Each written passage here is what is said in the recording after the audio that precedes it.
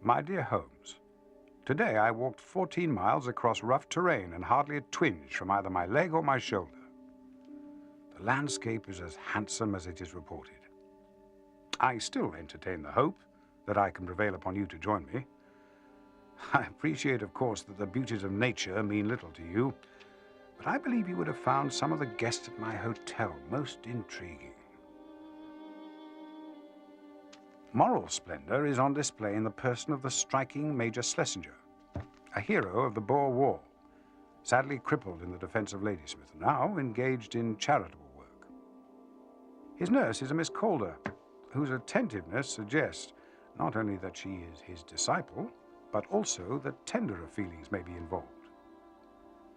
Most fascinating of all, however, is an extraordinary woman, one who would stand out in any society. The Lady Frances Carfax. I suppose one would call her modern, except that she seems to come from an ancient line of English eccentrics.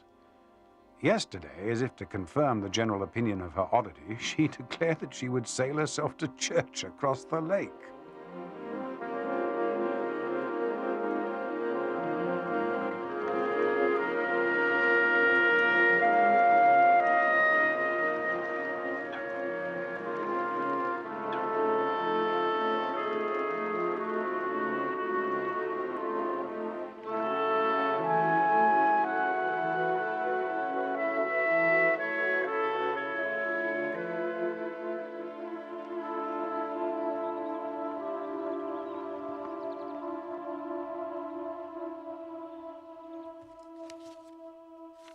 There was much speculation in the hotel carriage as we traveled towards the charming little lakeside chapel about whether Lady Frances would be as good as her word.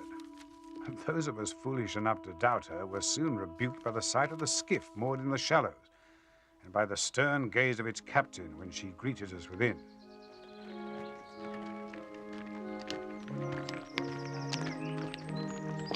Surprisingly jolly sermon, Vicar. Laughed like a cat.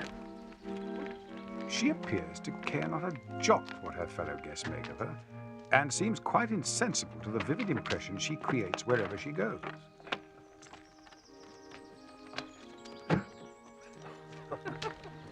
We were all amused, certainly, at the sight of her trying to board the skiff, but since she had accomplished the outward journey with such skill, we had no reason to suppose that her return voyage would present her with any greater difficulty, or that it would end in the way that it did.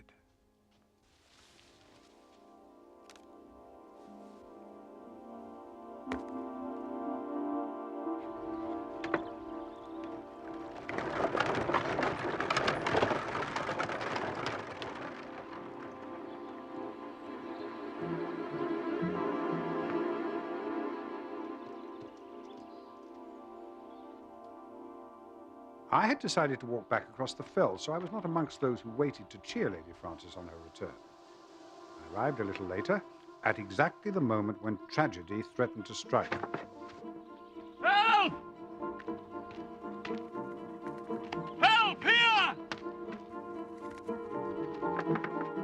Help! I was helpless, my dear Holmes. Helpless. I have never felt so powerless in my life. As powerless, so I thought, as the old soldier in his wheelchair, who had only been able to shout, it seemed, for help. As with many men, I have noticed a weakness in one part of the body is compensated by great strength elsewhere. Unable to walk, Schlesinger was yet able to swim powerfully with his arms alone.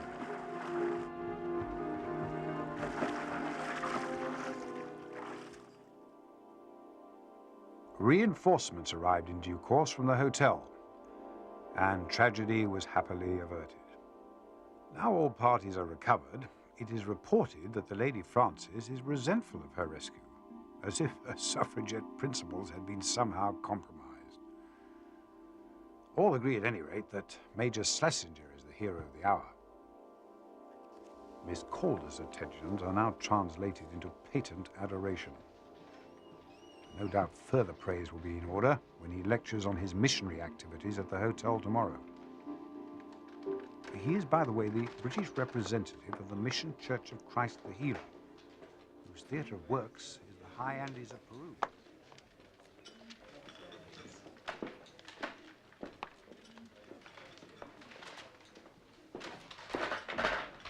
Morning.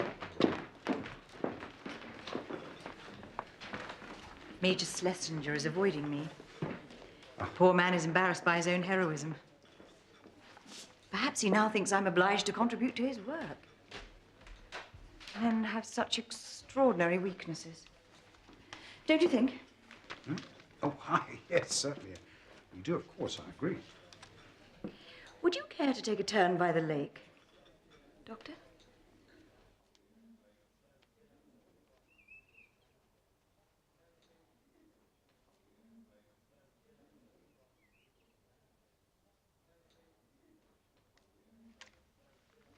Major Schlesinger works tirelessly for his church, does he not?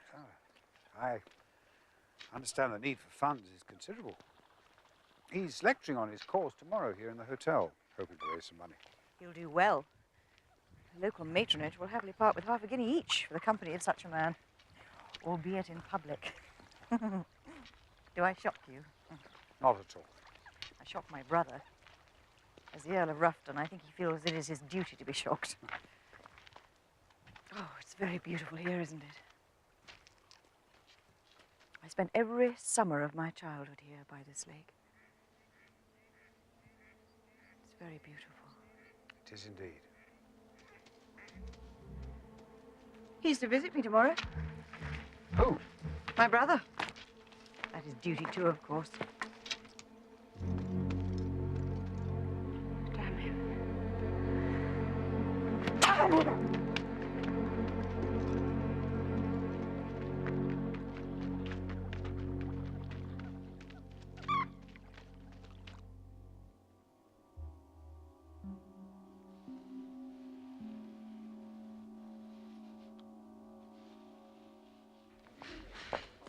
Ah, Lady Frances. What a pleasant surprise. I must confess that her behavior continues to fascinate me. I grant that her reaction to this unknown horseman was extreme, but many of her reactions are. Had she known him, I wonder? What lies in her past to prompt this fear of him? In looking for an explanation, I am placing some hopes in the visit we expect this afternoon from her brother, the Earl of Rufton. By all accounts, his oddities are of an entirely different order from those of his sister. Where she flouts convention, he has raised the conventions of a former era to the status of a faith. As for myself, I notice an increasing indifference to the natural beauty which lies about me. My thoughts return constantly to the Lady Frances. There is something about her life which prompts my sympathy, some unhappiness I can sense, which I would dearly like to dispel. It is to be hoped that her spirits will be lifted by her brother's visit, for she remains subdued from yesterday's strange encounter. Who is he, Holmes? Why does he not wish to make himself known? Why, indeed.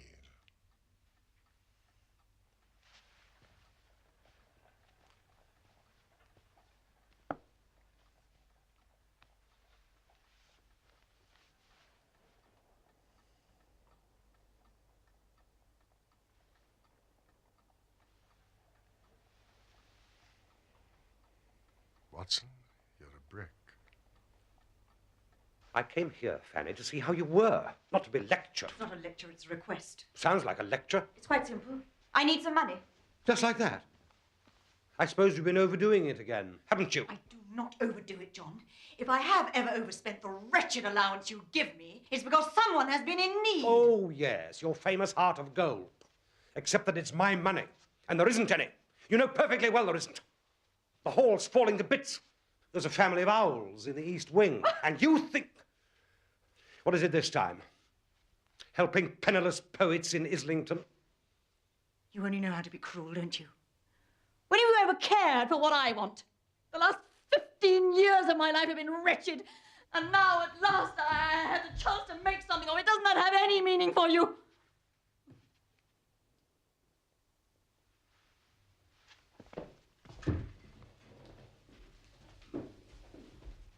afternoon. The difference it makes is that I shouldn't be being told what to do. You know I loathe it. The trouble is, you won't even take advice, will you? You've been offered everything. You've turned it all down. What have I been offered? Marriage. Good marriages. To be the unpaid slave of a titled yokel who hasn't even read a book, who thinks bark is something terriers do. All right, all right. What have you got against me doing this? What? I want to get out of this miserable mess my life is in. To be my own woman, for God's sake, to fulfill just a portion of my life. Why do you always hold me back? Think of it, John. Think of it. Just one payment. One. You could see the back of me forever. The Mule Express, as we have dubbed it, brings the mail once a month. Letters, of course, and food for the mind from the Library of Christ, and medicines for the well-being of my flock, whom you may see here, posing outside the mission below a temporary belfry. When I show you the next picture of a leading member of my congregation, you will understand how the parable of the shepherd and the lost sheep has become transmuted in our teaching into that of the llama herd and the lost llama. And finally, our church, humble as it is, rough and poor indeed, I'm proud to tell you that the word of God is preached as fervently within its walls and is as joyously received there as in any great cathedral here at home.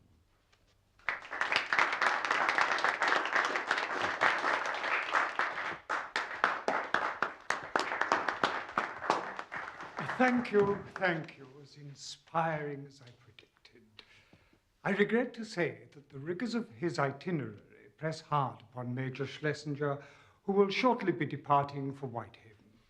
We shall be taking up a collection on behalf of his estimable mission, of course. What do you mean? I mean that the remedy lies in your own hands. How? You know how. If you're really serious, you know what to do, damn it. I'm sick of you coming to me with these crackpot notions. You know my responsibilities. If you hadn't thrown away all your chances, you wouldn't be in this position now. Well, I've had enough. You know what you have to do. Grow up and do it. My last resort. My very last resort. How can you suggest it? Groom! Groom! Where the devil are you?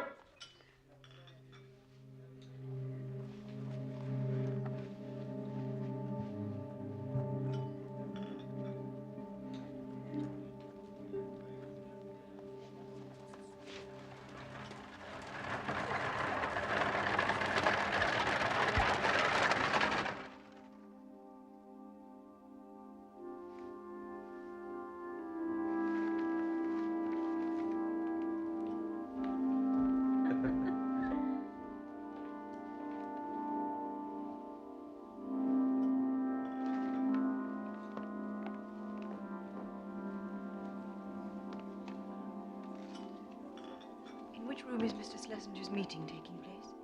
I'm afraid the meeting finished half an hour ago, madam. Mr. Schlesinger will have left for Whitehaven by now. Oh, yes. Yes, I'd forgotten.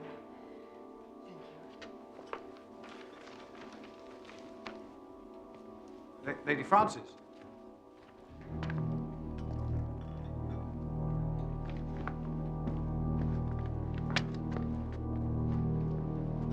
Leave me alone!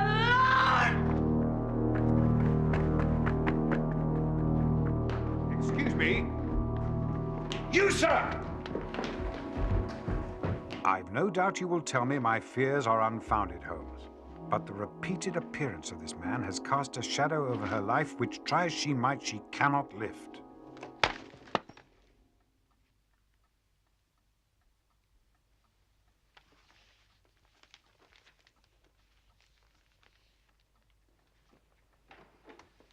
Evening paper, Mr. Holmes.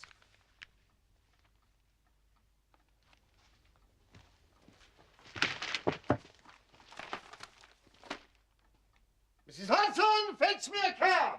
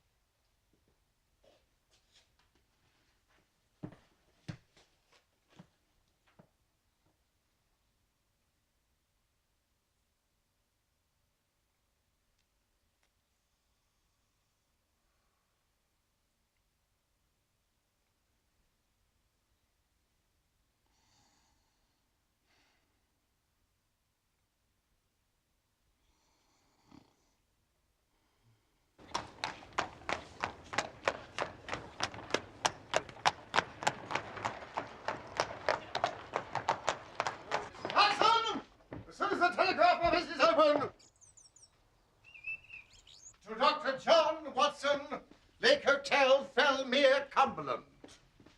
But Mr. Holmes. I shall not be here, Mrs. Hudson. Dr. Watson! I shall be on the 817 out of Euston. Dr. Watson! My cab awaits you downstairs. Read. Mr. Holmes. Read. Grave danger, Lady Frances. Stop. Never let from sight. Stop. On my way, Holmes. How long has this been here?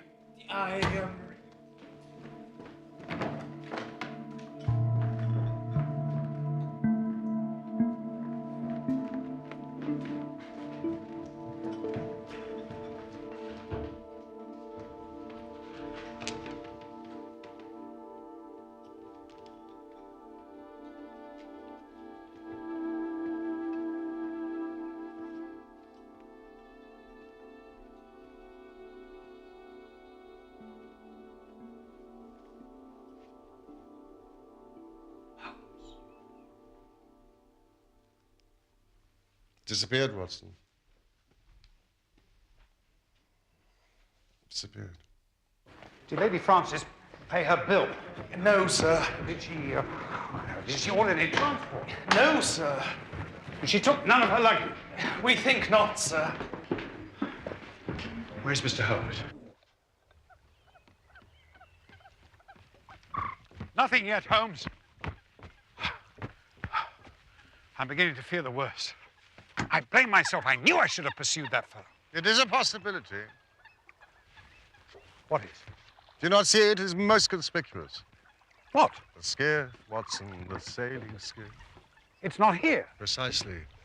It is possible that there lies the Lady Frances Carfax silent road to Adamside. It is the nearest railhead, as you know. You don't mean that this fellow abducted her by boat?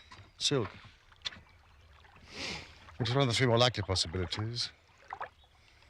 Best French single. Dove Grey. She had a grey silk shawl. Oh, that will tell us nothing more. What are the three possibilities, Holmes? But what did she usually wear, this shawl? Oh, her outside clothes. The three possibilities. She may have run away with her intended abductor. He may have abducted her by boat, as you suggest, or by some other means. She may, considering her emotional condition, have been deceived into going with him. I can hardly believe that. She was terrified of him. Believe me. I believe you. Yes. A stray chicken in the world of foxes. Once she's gobbled up, she's hardly missed. Come, Watson. Our horses should be saddled by now. Horses? I have been somewhat extravagant in my choice of mounts. But delay must be dangerous in this matter. We should be at Rufton Hall at dusk.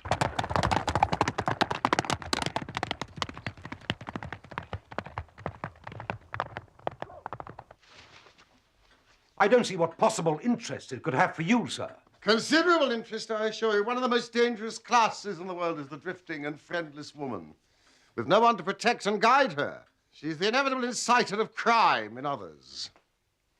I treat the disappearance of your sister with utmost seriousness. Do you think I do not? I'm merely suggesting that it is frivolous to keep from me the substance of your quarrel. It was, after all, this quarrel which immediately preceded her disappearance. Might it have something to do with the drunken poet she once knew? What? I understand from my colleague that she may have seen him recently. Green. Thought I'd seen the last of him. I sent him packing 15 years ago. What is his connection with your sister? He used to court her. Great brute of a fellow. She wouldn't have anything to do with him. The Honourable Philip Green. Never was a title so abused. He went to the dogs completely. Drink, gambling. Ended up destitute in Islington, pretending to write poetry. Of course, Francis became interested in him as soon as he lost everything. How did you send him packing? He was a violent fellow, and he drank. I'd heard talk of prosecution, debt, assault. I gave him £100 and bought him a ticket to Australia. Show his face round here, I'll set the dogs on him. Now, your quarrel with your sister. Money.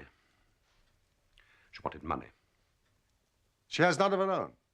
I make her an allowance out of the estate. It's modest, but you've seen the place.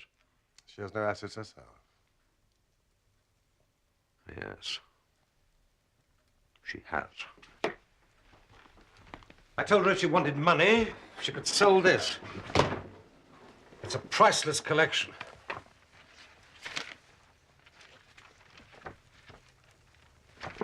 That was designed for the French royal family by Fragonard.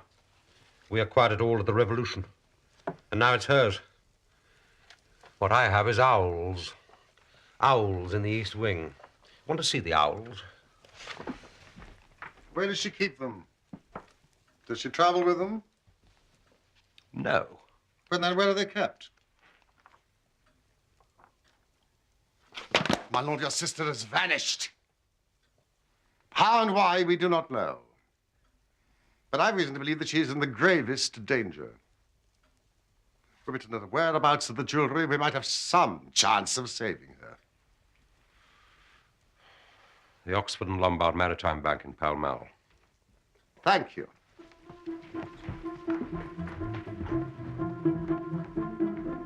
The Oxford and Lombard Bank opens its doors in 12 hours.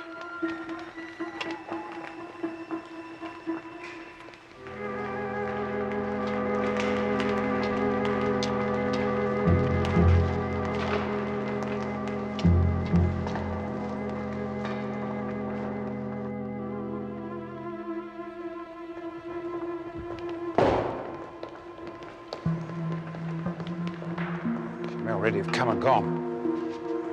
The bank's been open for 20 minutes.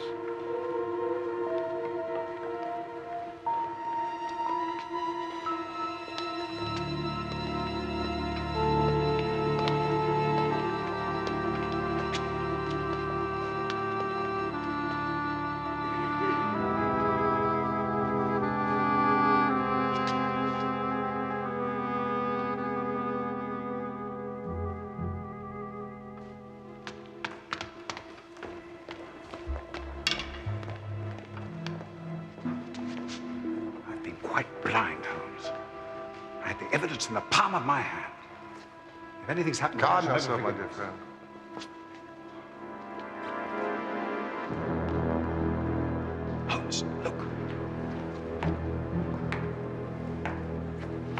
May I help you, sir? Yes, please. I wish to see the manager. Sir Parlour McNeil. It's a private matter concerning a family deposit with the bank. My colleague...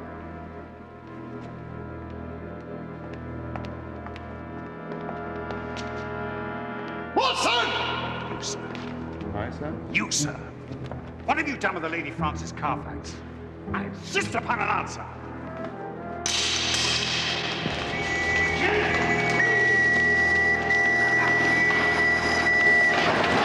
Please, excuse my friend. He had a sleepless night on the Carlisle Mail Express. No, Watson! Please! Please!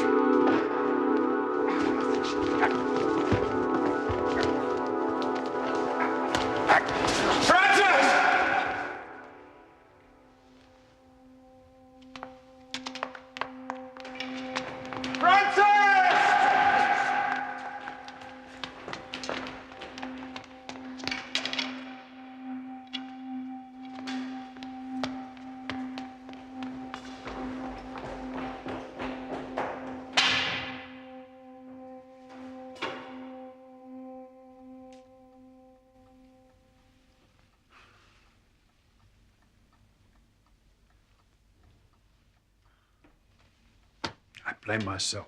No. You need not. Nevertheless, I do.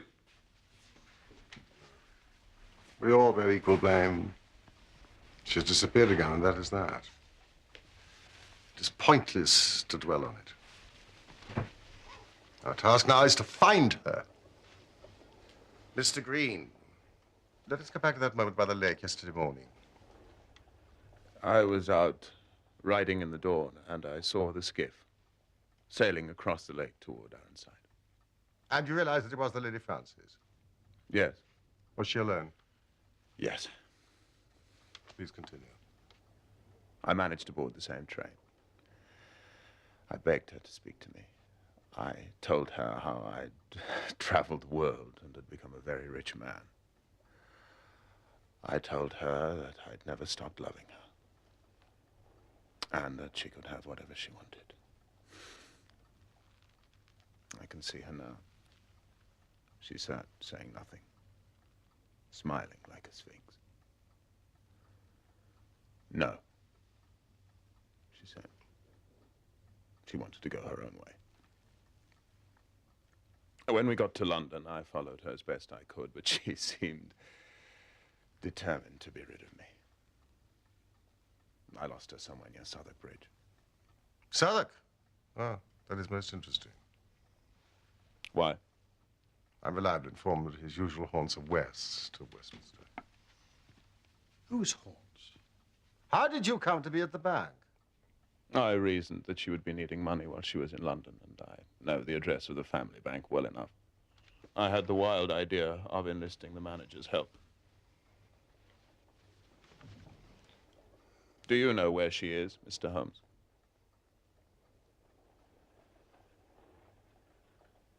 No, I do not. Where do you think she is? I believe that through our efforts to save her, we have driven her into the hands of her worst enemy. But we saw her free. My dear Watson, a person may walk over the edge of a cliff because they've been invited to gaze at the moon. Her eyes may be open, but she is, I believe, at this moment, walking into mortal danger.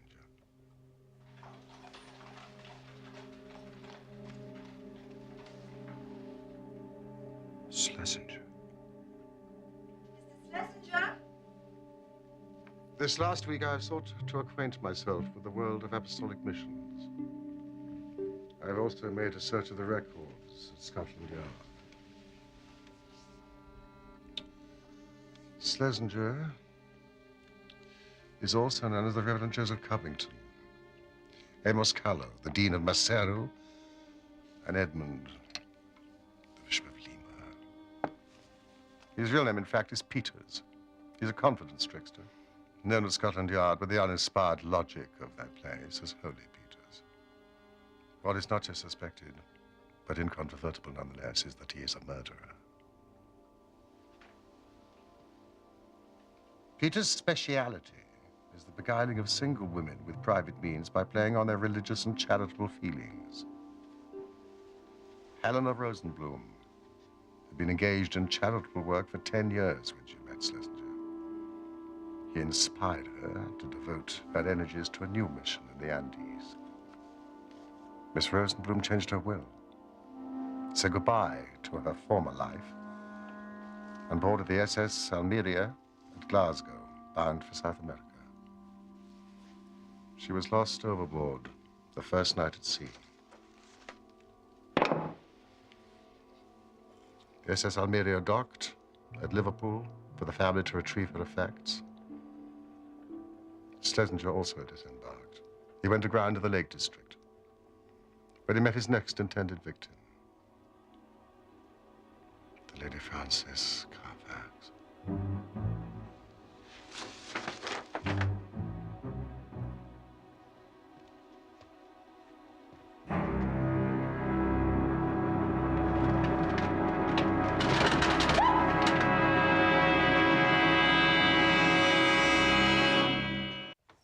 At last, gentlemen! At last. Where was it pawned? Riley's of Stockwell. It was, by my calculation, the 27th shop I tried. Riley has received 2 sentences, to my knowledge, for the receipt of stolen goods. He will cooperate with us. What does this mean? What does it mean? Please, Mr. Green, this is pointless. Don't torture yourself. You think the torture is self-induced? The thought of Francis in the hands of criminals? Such thoughts come unbidden, Mr. Holmes. They break through the strongest defenses the mind can raise against them. Calm yourself, Mr. Green. Calm yourself. If she's still innocent of Schlesinger's true identity, she may well be safe for a time. And if not? Then it is clear that he cannot let her loose without his own destruction. Now we must continue to hope that she remains ignorant of who he is. 15 years. I knew I could never come back until I'd made something of myself. Perhaps it was foolish of me to think that she would look kindly on me after all these years, but I was ridiculously encouraged by the fact that she was not married. And now my stupidity has driven her into the arms of a murderer. What can I do? Is there nothing I can do? Doesn't she know you by sight? No. Ah, well, then it is something that you can do. But it will demand great patience. I have waited for 15 years, Mr. Holmes. Schlesinger's had a fair price for the jewelry and no questions asked. He will almost certainly return to Riley's shop. The Rosenblums have challenged the will. I give this note to Riley. He will let you wait at the shop. It may be a long wait, but you must possess your soul in patience. And above all, no violence.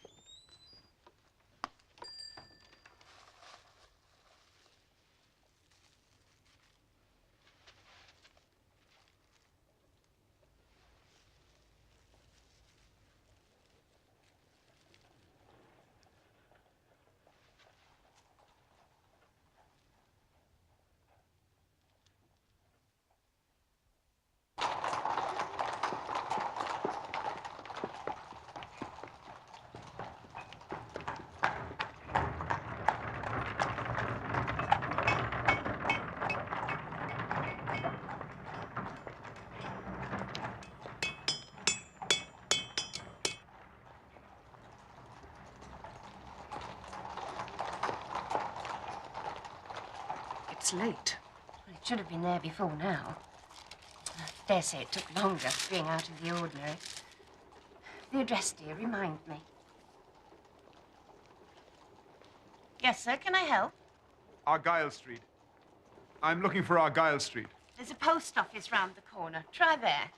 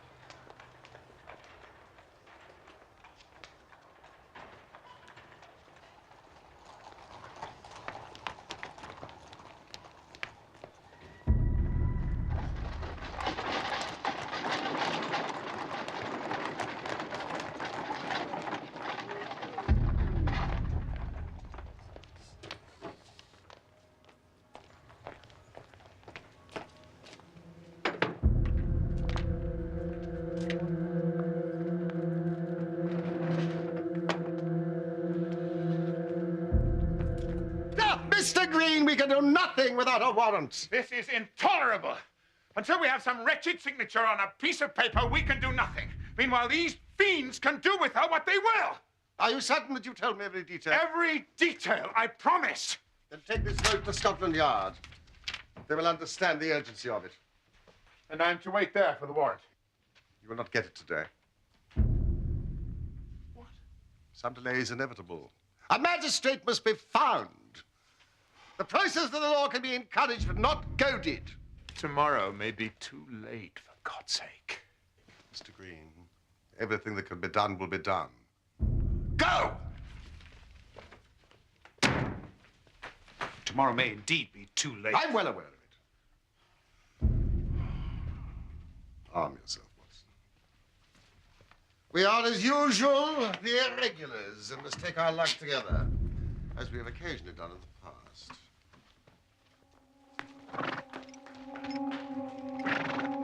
8 o'clock tomorrow morning, Brixton Cemetery.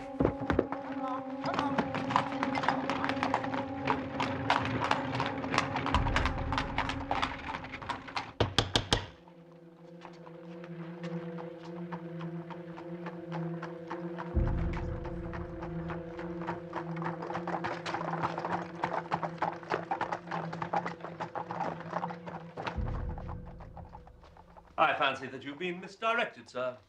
Possibly if you tried further down the street. That will do. We have no time to waste. You are Henry Peters, late Major Albert Schlesinger, veteran of the Boer War. Your further aliases I will not bore you by repeating. And what is your name? Sherlock Holmes. My friend and companion, I think you know.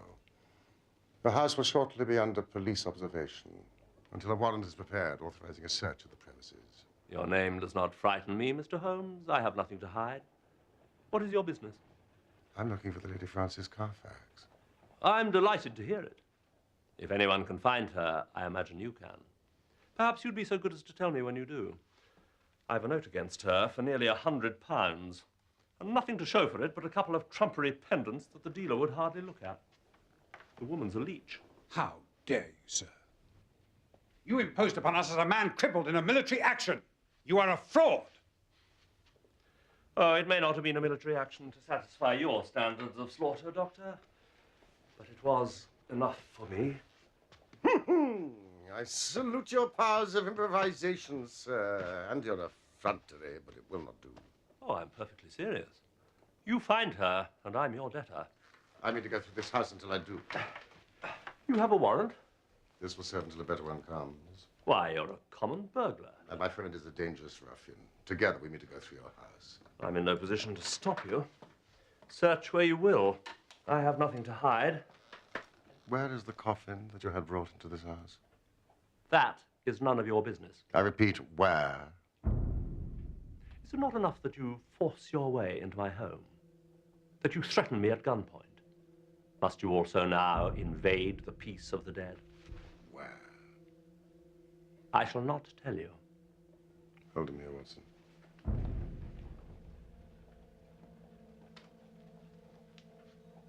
I don't believe you'd use that on an unarmed man, Doctor. And in my condition. I was a soldier in India, sir. I've shot nobler creatures than you. Lights, Watson, lights!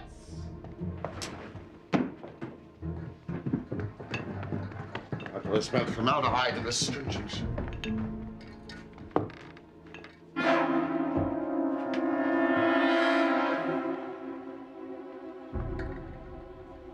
Thank God.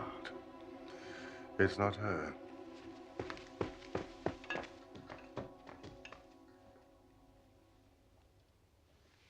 Get them out. You have violated the peace of the dead. You will now leave. Who is she? Get them out. Her name is Rose Spender. Get them out. She is my wife's old nurse. She's been with the family for half a century. She died 2 days ago. We are to bury her tomorrow morning. Now get out, before I ask the police you have summoned to my home to come in and throw you out.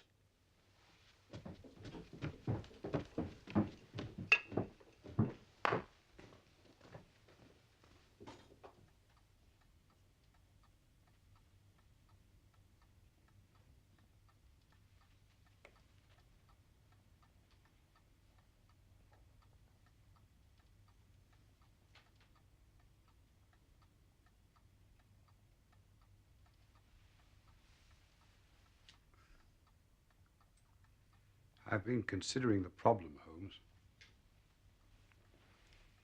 It does seem to me that they could not have murdered Lady Frances and thought to have disposed of her body in that coffin. But they would then be faced with burying the old lady.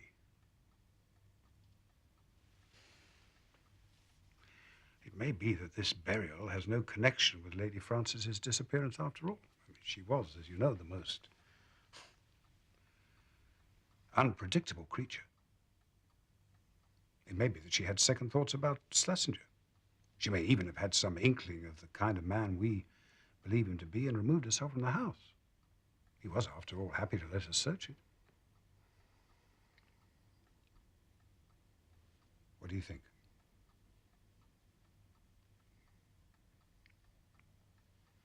What is your theory, then? I have none.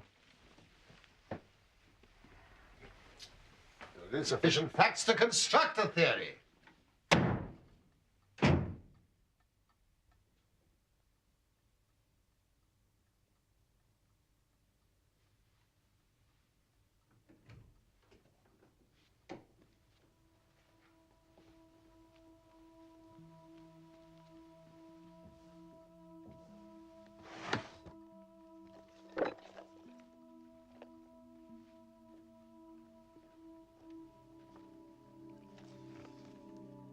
think there's something you've overlooked?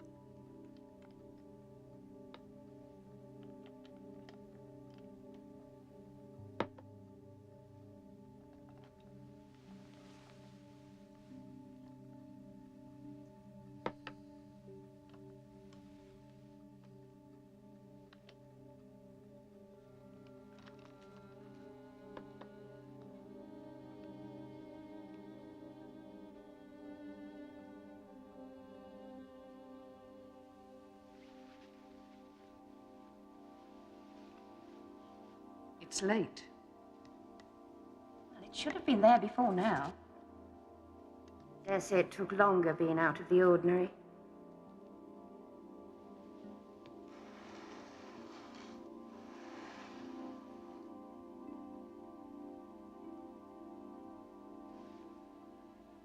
What has happened to any brains that God has given me? Watson! Quick, man! It's life or death. 100 charges on death and 1 on life.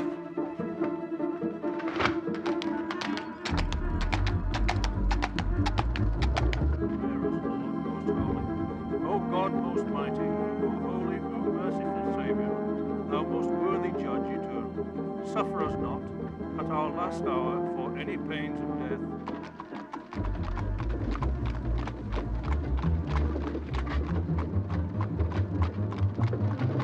and never continueth in one stay.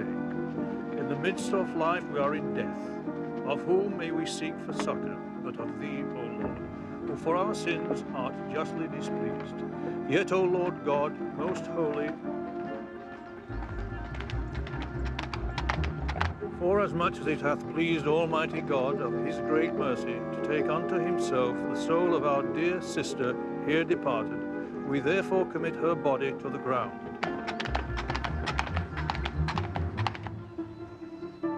Earth to earth, ashes to ashes, dust to dust, in sure and certain hope. Stop! Raise that coffin! What the devil do you mean by this sacrilege? Murder, sir! Murder is what I mean. Why such a deep coffin for such a small old lady? A sovereign to each of you. If you can lift the lid on that coffin in 1 minute!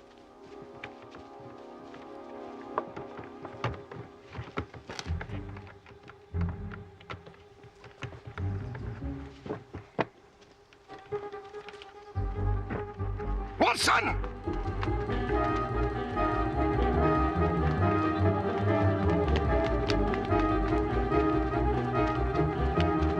Stop or I'll shoot!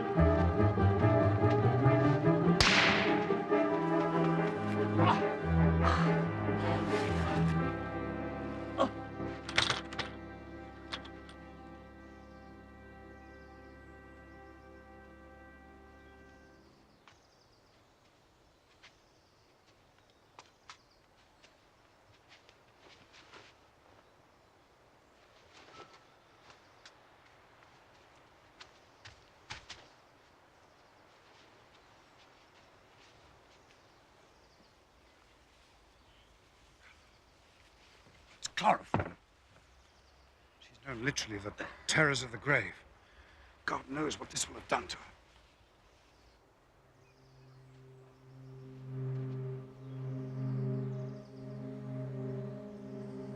her. I failed.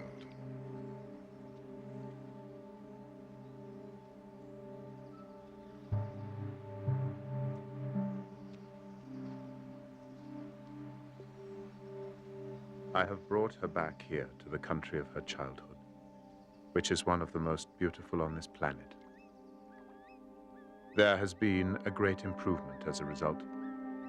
A landscape so familiar and so intimate to her will prompt in time a full response, I feel sure, as will the company of friends and family who've all been most kind and dutiful. Her poor brother, the Earl, is beside himself with anger at the criminals and with mortification at his having quarreled with Francis before all this happened. Finally, please accept the enclosed as a token of my gratitude for your saving of my dear Francis. Mr. Holmes. And I look forward to our entertainment of you and Dr. Watson in a happier future. I cannot accept it. I refuse to be rewarded for fostering a tragedy. I've never suffered such a complete eclipse of my faculties. Like any eclipse, Holmes, it's only temporary. There's every hope of a full recovery. I wonder.